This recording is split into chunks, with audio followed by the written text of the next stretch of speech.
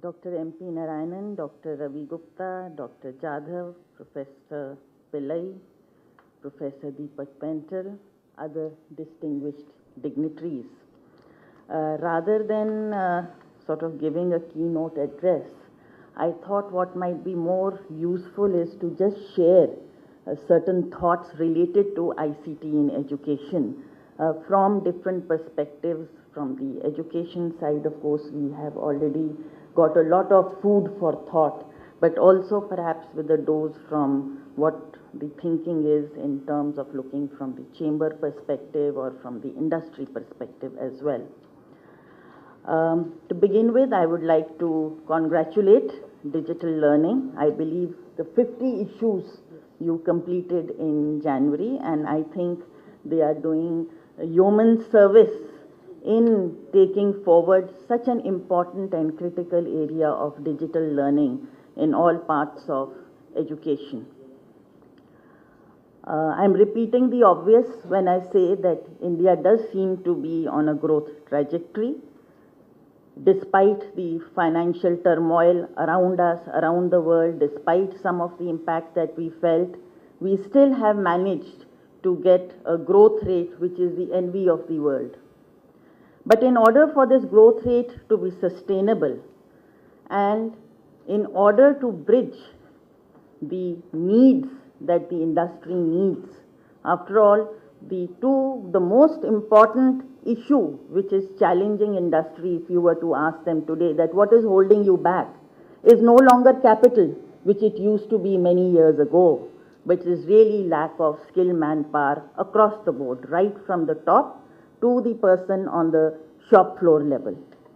And when we look at this, we're looking at the supply-demand gap, not only in terms of need from the industry, but also on the other side in terms of meeting the national aspirations of seeing that at least 30% of our people, of the eligible student population by 2030 has access to, and mind you, we are just saying access. With access come issues automatically of quality, equity and relevance. But just that have access to higher education beyond class 12. And we are not even at this moment talking about the almost 50-60% dropouts on the way to higher education who need to be looked at differently.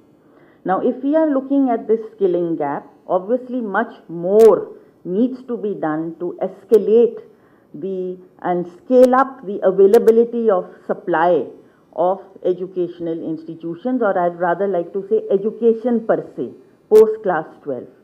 If that is what we are talking about, and just hearing from Deepak Pental ji, even a University of Delhi sort of an institution, which is an institution in itself, and all the challenges that they still face, can we really scale up to the extent where we can meet the aspirations of the industry and of our people? If we have to do that, I think the only route left to us is to look at innovative methods of delivery, and those innovative methods of delivery do include and must include ICT in different formats. If that is what we are looking at, then I think the other thing to note is I strongly believe, just as we have been bemoaning the artificial boundaries that have been created between knowledge, rightly so, I'm very glad that, sir, you pointed out, this agriculture university being different, the technical universities being separate. Knowledge, unfortunately, does not know these boundaries. What is worse is that even within a particular university, for that matter, we have artificial boundaries even between our departments. And taking that forward, now we have created artificial boundaries between what we call face-to-face traditional education and the so-called distance education. And I think this is one area where I would definitely like to congratulate Dr. Pillai, because I was very pleasantly surprised to find that he has been trying to create a sort of seamlessness between the two areas. But having said that, this is just one of those places where this is happening. This needs to happen across the country, across the board. And we need to look at changes in the government policy, if it is required, to enable those of our universities who otherwise are doing a good job to be able to move into distance education in a constructive way. Unfortunately, in the recent past, distance education has acquired a not so happy connotation, perhaps because of the way it has been conceived and delivered. I mean, Pentalji has talked about the Kunjis, in the correspondence course. If that is not the way distance education obviously needs to be delivered. But the point is that this is where ICT can play an important role. And if we look at the challenges when we are looking at how ICT to be implemented in higher education, this would be one of the strongest challenges to be faced, and that is to create the necessary supportive infrastructure when we are talking about crossing distance and time in imparting education through the distance learning mode. And by supportive infrastructure, I mean the kind of content, the kind of delivery mechanism, the kind of evaluation mechanism that would ensure that the quality of the content through distance mode is equivalent to, or almost equivalent to, because nothing can totally replace face-to-face, but almost equivalent to the quality that is being imparted on face-to-face education. And I believe, again, to this audience, one does not have to elaborate on that, but ICT can more than enable us to do that. Along with this supportive infrastructure environment, obviously, would be the issue of content. And the issue of content is important at both levels, whether we are talking about education to be imparted purely through the distance mode or purely even at the classroom level, and ICT being used as an aid. If I can take a step backward, I said there's an artificial barrier between distance education and face-to-face so-called traditional education, for the simple reason that distance education is not something just happening by correspondence course. There are so many modes in which distance and traditional education actually get integrated together, if you will. And you can have a situation where you have face-to-face classroom, maybe you are beaming in lecture by a professor sitting in MIT and using that to further teach the subjects that you are planning to do. Maybe that it is purely being used online, nobody is going to any campus and you're just working on an interactive mode and having a distance education, and also connected to perhaps other participants in the same program, so there is a virtual classroom creation. I mean, we are aware of all these things. The reason I am illustrating this only is to say that not only ICT, but the mode of imparting of education in itself, even in the traditional methodology, has changed where virtual elements come into it. And it is being supported today in the best of classrooms by recorded lectures which are available online to students. Sometimes if you miss a lecture, you can take it at home. Evaluation, of course, lot of assignments being submitted online, even being corrected online, even in a face-to-face mode. So when we are talking about use of ICT in improving access and the issue of equity, then accordingly the quality element, when it comes in, this is where ICT can play a major role in this context. Because at the end of the day, we are all talking about lack of faculty, lack of teachers, and even current faculty not necessarily always remaining updated. We had some very good suggestions little earlier on faculty needing to keep themselves updated. But beyond that also, the best lectures, the best practices, if you will, the best laboratory experiments being conducted, all those things can be recorded and they can be reproduced in classrooms. We can create virtual hubs, we can create a hub and spoke, if you will, whereas perhaps some of the best of our institutions in India get connected to the best institutions around the world. And then within India, again, the best of the institutions could then act as mentors and get connected to other institutions around them, so to speak. So these are, I think, different thoughts, and I'm sure that when we are deliberating in detail through the day on the different ways that this can be done, we need to keep the macro picture in mind, if you will, that how by incorporating some of these issues, we can see that we are in a position to also help in improving quality of education.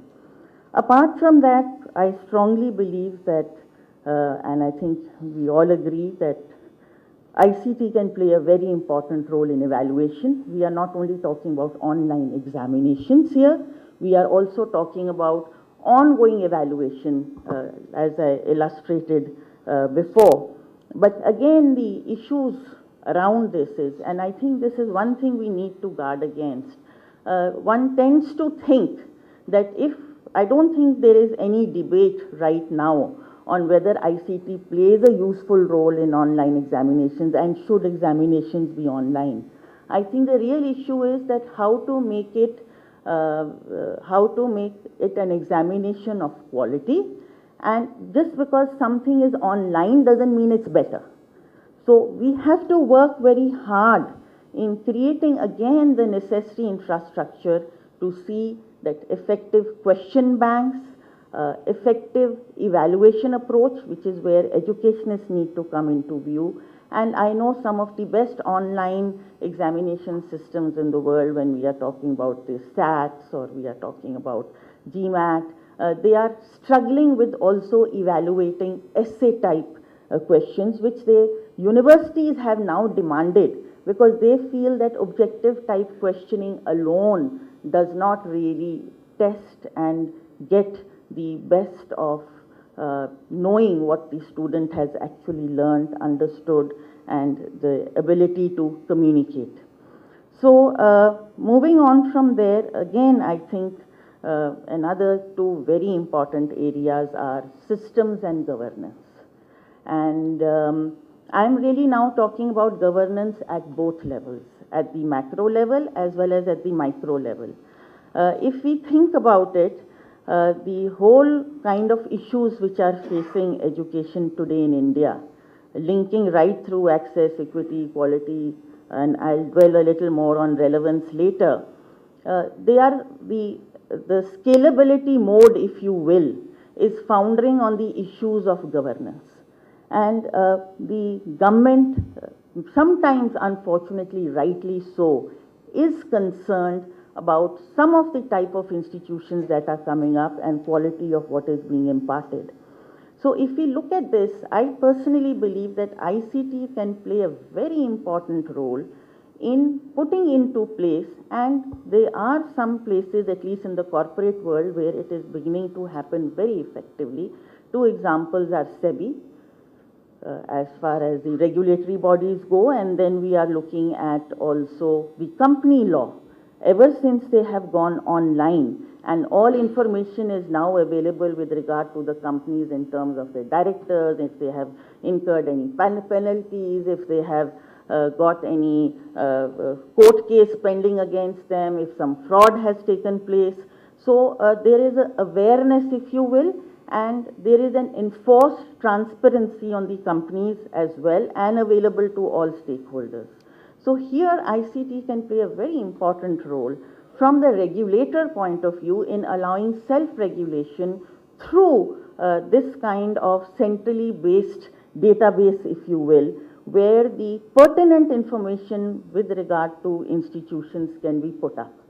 On the other hand, which attempt has already been started, of course, individual institutions could also be mandated. AICT is doing it, few other regulatory bodies are trying to do it, but it needs to happen in a more friendly and a more enabling atmosphere, if you will, whereby self-disclosure norms could be filled up by compulsorily all institutions having to put up information about themselves. And then with this connectivity between the institution's self-disclosure and disclosure between, I would not like to call it a controlling body, but rather a sort of regulatory body which could have this information with them. And if we move on from there, even within the institutions, now we look at Delhi University with so many affiliated colleges being one example, I think would, as Pentalji himself has said, is probably one place where ICT can play a major role in helping them, I think, also in terms of governance within the colleges and the university. Also for those who are running a large number of institutions. I mean, we do that at APJ, for example. We have almost 26 institutions, including schools. And again, but even within a institution per se, it helps in quality, one, because quality is first of all about documentations, systems and processes. And if you look at it from that point of view, ICT probably is the best tool in implementing that within a system. And then beyond that, there becomes transparency because there is effective system processes and documentation, and therefore leading to better governance. And in fact, this is one area, because we have just going ahead with the APJ Satya University starting this year, where we are trying to take a pioneering approach to how we set up this university. We hope to make it interdisciplinary, but much more on how to integrate ICT right from starting with the governance and the system processes. To that extent, I am grateful particularly to digital learning, because in a way you have forced me by coming here to perhaps even think more critically about how we are going to go about doing this. Again, another very important role is in creating a collaborative environment. We said that there are artificial boundaries, at least currently in the system. Till and when some of these boundaries can be eliminated, at least with the use of ICT, some level of bridging can take place and collaboration can be enabled on projects, particularly very friendly research projects. And I know that many of us have initiated that in our own way. For example, National Institute of Technology, where I am the chairperson, with the help of the UKERI grant, we have a research project going on cement technologies. And we have 6 institutions involved in this within India, and collaborating with the College of Dundee and University of Dundee in the UK, and with industry. So it can be a very important tool. Of course, it does not replace always face-to-face, but to a considerable degree they have found that they are able to use ICT very effectively in this collaborative process.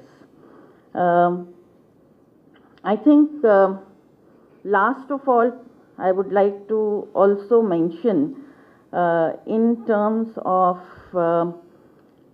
the fact that industry, because I did mention that I would perhaps like to bring some thought process from here. As far as industry is concerned, many of us are already very IT enabled or have integrated IT as part of the systems in which we operate and work in the environment. Actually, sometimes it's very frustrating, because when we are trying to collaborate with academia, I think in the academia we still have not really integrated ICT in the entire way that the system functions at large. I'm talking about processes related to HR, related to placement, related to even curriculum planning and interaction with industry. We have random requests coming in that, can you help us in, developing the curriculum for a particular course, or be involved in the development of the particular course. One of the things I strongly think ICT can do, and this is maybe where chambers can contribute, is that with the help of industry we could try to set up what industry at least wants industry-wise in terms of learning outcomes. I don't believe that industry is qualified to actually create a curriculum in most cases. But they can tell you what the learning outcomes could be. But what happens is you keep having different institutions approach you and ask you that, and ask for your input, so to speak. So I think one of the things that one could effectively do is to have a chamber-enabled database, if you will, of the kind of people that is needed by industry, the kind of skills that are needed, the kind of learning outcomes that are needed. And then based upon that, I think in our universities and our colleges, we need to create a curriculum and plan a curriculum in a manner which is linked to those learning outcomes, and based upon which then again you can be in touch with industry. And I really think that ICT again can become an important role here, where you can then share those schedules together and see how to work with it. This can become particularly important when we are looking at internships, because the most frustrating thing as far as industry is concerned is that if I have an intern coming to me, I absolutely have no idea that what he or she has actually been taught and is able to deliver. And I don't think, when I say me, I mean whoever would be the boss that they would be reporting to. And the point becomes that they unfortunately do not have the luxury of time to sit and delve into that entire details with each individual. But if this kind of thing has been ICT enabled, is available with you, is linked to the learning outcomes, and somebody can just go there, you can tell the employer that, look, you go there, you will see the entire detailing, you know exactly what skills this person knows by now, what knowledge this person knows by now, and maybe you can also then take the employer's feedback after 1 or 2, 3, 4 students have been either interned or placed with them. Again, it can be ICT enabled, because again, the HR departments of most industries are happier doing that through the ICT enablement mode at times, that what is the feedback on the student that has been placed through internship or otherwise, and accordingly, you would be able to improve on the learning outcomes of the students. So again, in terms of research, collaborative research also, this is again an area where at least our experience has been that when we collaborate with educational institutions, the dialogue is not interactive and enough. And because there needs to be an understanding at the academic level of what is the industry outcomes desired, and remember that industries tend to have a time constraint to meet. I think ICT enabled research collaborative environment is again an area which would make your interface with industry far more friendly. So I think I would like to conclude my comments basically by saying that integration of ICT in education can break the time and distance barriers to facilitating collaboration and knowledge sharing amongst the geographically distributed students, facilitate sharing of best practices and knowledge within the institution and across the world, design and content of instructions material, delivery, assessment and feedback, better collaboration and networking within the educational community as well as with industry and researchers as a depository of information and knowledge, systems, governance, and I believe that ICT-enabled education will ultimately lead to the democratization of education, which is, of course, one of the things that concern our country, because ICT can help restructure organizations, promote collaboration, increase democratic participation of citizens, improve the transparency and responsiveness of governmental agencies, make education more widely available, foster cultural creativity, enhance the development in social integration. And it is perhaps only through this that one can teach students to be participants in the growth process in this era of rapid change across the nation. I would like to conclude with a thought. रोशनी और अंधेरे की लड़ाई में रोशनी और अंधेरे की लड़ाई में जीत तो हमेशा रोशनी की ही होगी। इम्तिहान आपके और हमारे भरोसे का है। In the war between ignorance and enlightenment, victory will always be that of enlightenment. It is our trust that is being trusted.